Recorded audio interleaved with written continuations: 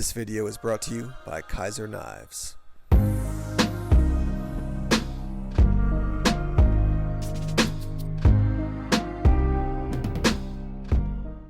Hey, what's up everyone? Tim here from Everyday Tactical Vids, and today we're talking about this, which is the Kizer Feist. I got this directly from them for review. I've been EDCing it for a while, and we're going to talk about some of the details of this knife. We'll compare it to a couple other knives, and yeah, I want to get the information out to you, and then hear your thoughts in the comment section down below. It's kind of a unique knife. Kizer does a pretty broad range of knives. Some are super unique. Some are, you know, they look a lot like some other knives, but they just have a plethora, a cornucopia, if you will, of a lot of different knives out there. So let's talk about the Feist today, and let's jump into talking about some of the details right here. Now, one of the first things you're going to see about the Feist is because it is so shiny, it's going to wash out the camera pretty easily. I mean, you can see my hands get really light there. But nonetheless, let's talk about some of the information you probably want to know here. As you can see right there on the blade, S35VN is the steel. You can see the Kizer logo there. Let's look to the other side real quick. You can see, let me get it up there so you can see it. It says Feist, and then it says, and the knife maker's name is Justin Lundquist. One of the most unique things about this knife is that it is this interesting flipper design. So rather than having the flipper up top, you have the flipper on the bottom. Let me back the camera up a little bit. So there's a couple ways you can do this. Obviously, if you're using two hands, you can just kind of hold it here and hold it snug because it is smooth, but you can hold like this and then flip like that. And then the knife is obviously deployed. You can also do it with your thumb, and honestly, I'm not great at it, but that was kind of a goopy attempt. Let me try it again here, see if I can get it a little bit more snugly and keep it on camera. Even that was not great. Is that locked in? Yeah, that's locked in, but you kind of flip it like this, and when I was EDCing this for like 5-6 days straight, I was flipping it a lot. I got good at it, but I've been out of practice a little bit, so let me try it one more time here. Nope, even that. Let me try it off camera real quick. So I can tell you that flipping it takes a little bit of practice. The other thing is that if you learn to kind of go like this and flick your wrist as you flip it, it's just easier to do in general. That's true for most knives. Here we go. Yeah, there you go. So that's what it looks like to deploy the knife. Let me give you some of the details here. Your overall length is 6.5 inches from end to end.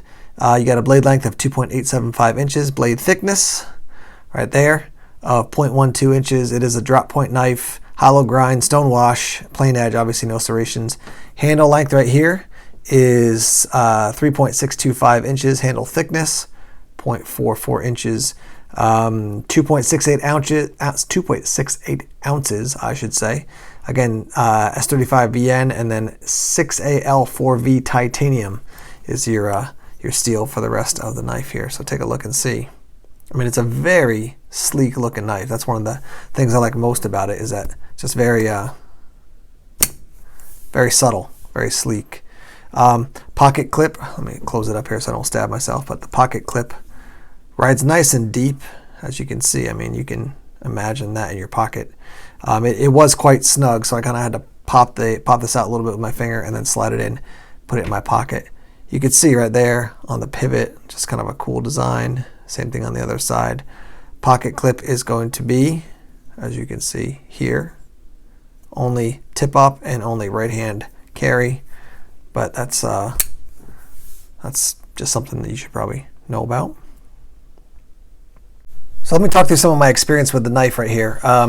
It is fun to use, it's easy to use. I would not use this pretty much ever to be an outdoors knife. I mean, if you had to in a life or death situation, you could carve with it, cut with it, stuff like that. But I just don't think it's built to be that. I find Kizer knives, again, have a wide variety of how I would use them. Some I'm like definitely EDC, definitely gentleman knives. Other ones I'm like, I would use this as like a hardcore utility knife. This one for me absolutely falls into the gentleman's knife or the light use category. Just the design of it, very slick, sleek. You know, this is honestly, if you're a person who likes to post things on Instagram, this is a great knife for that.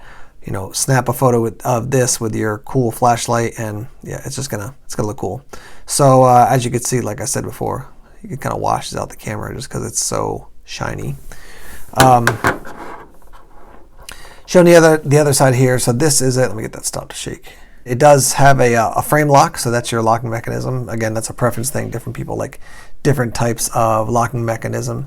Front flipper, like I showed you before, ball bearing pivot system, quick blade deployment, And let me just close it up and show you here. I mean, I would say that's nicely centered. It is very smooth for deployment. Nothing milled out there inside the handle. Obviously, half the handle is basically it's your frame lock. But lightweight, again, coming in at, what did I say, 2.68 ounces. So it's lightweight as it is. So yeah, I've used this for EDC tasks, and it's done the job. I mean, it's a knife. It should cut. S35VN is a good steel. It's going to stay sharp for a long time. I would say, if you're somebody who wants to use a knife a ton as for EDC tasks, utility type tasks, I would go with something else. Kizer has other options out there for you. Again, definitely a gentleman's folder for me. Quick deployment, yeah, probably if you get good at using the front flipper system. I am not. Let me try it off camera here. A little bit better, still a little too slow, but I'm not particularly great at it. I'm still learning it, but that's the nature of the front flipper, as opposed to just going click like that with the your standard flipper on most knives. All right, so your Kizer Feist is going to run you 168. I've got links down below in the description section. Let's talk about a couple other options. This is the Crossbones, and this is from CRKT. This is going to be Aussite steel, significantly less. It's around like the $70 mark, but obviously kind of a similar. I think they're both gentleman's folders, but they're not kind of old school, classic looking, like a case knife or something like that. So yeah, I mean, you're going to be paying less for the CRKT, but you're getting obviously a significantly different knife too. Another one here from ZT. This is the 0460. This is also S35VN. This one's definitely going to be more expensive than the CRKT. Coming in at 180, the 0460, so that's something to keep in mind. Now this one, some people are going to go, what? That's crazy. This is definitely not a gentleman's knife. But as far as sleek and budget friendly, I think this guy right here, this is the Shark Belly from Gerber. Again, I'm not saying this is exactly the same as these two. It's totally different as far as the quality and stuff. I think this is like 420. Yeah, 420 high carbon right there. But again, you can see very kind of similar lines to some of these other ones. This one definitely has the most curve out of any of them. And then one other I'll just show you. Oh, actually I got two others right here that I'll show you real quick. This is the Boker Quaken, and this is a copper one. This is VG10 steel. So I would say that's pretty similar to the Feist. Let me take out the CRKT here and show you that. So those guys kind of have a similar feel. Obviously this one's kind of pointing down, that one's sweeping up, but a little bit more of a similar feel. And then another one that this is kind of a rare one, but I've got a Kershaw Leak. Let me take this as actually I'll take the Gerber out here. Kershaw Leak, and this is in gold, or goldish color I should say. So yeah, I mean, I think between those four you can see some pretty similar lines. Again, this one is the most curved to it, but maybe, yeah, I guess I'll take this one out and put the Crossbones in. A little bit more similar in style. But yeah, I just want to show you some other ones that kind of the Feist reminded me of. The Feist, out of all these other than the 0460 here, Feist definitely has the best steel by far of all of them. And it's got the most unique design as far as that front flipper system. That's definitely very different than anything else that you're looking at here on the table. So all this said, who is the Feist for? It's a gentleman's knife for me. I wouldn't use it for really anything else. Definitely an EDC type knife. You want something unique and definitely very sleek looking. For me, when I look at the Feist, I definitely look at it as one of those knives where people are gonna have an immediate reaction to it, like, oh, that's cool, yeah, I like that a lot, or nope, kind of boring, too plain, I want something different. Same thing with the flipper system. If some people are gonna be like, front flipper, can't stand it, give me a thumb stud, or give me a normal flipper system. So it's probably gonna elicit strong feelings. Let me hear from you guys in the comment section what you like about it, what you don't like. Maybe if you don't like it at all, do me a favor. Don't give me a thumbs down if you don't like it. That means you don't like the knife, but you're telling YouTube you don't like my video at all. So hopefully you just can give me a thumbs up and then leave a comment and let me know what you think about that.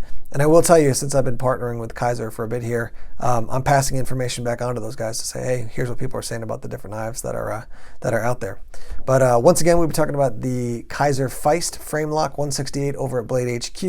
I've got links down below in the description section. And as always, thanks for checking out our videos here on YouTube. Please subscribe to Everyday Tactical Vids if you haven't done so already. Like us on Facebook, follow us on Twitter, check us out on Instagram, Tumblr, and Vero as well. More videos coming soon. Take care. Hey, what's up everyone? Tim here from Everyday Tactical Vids. Today we're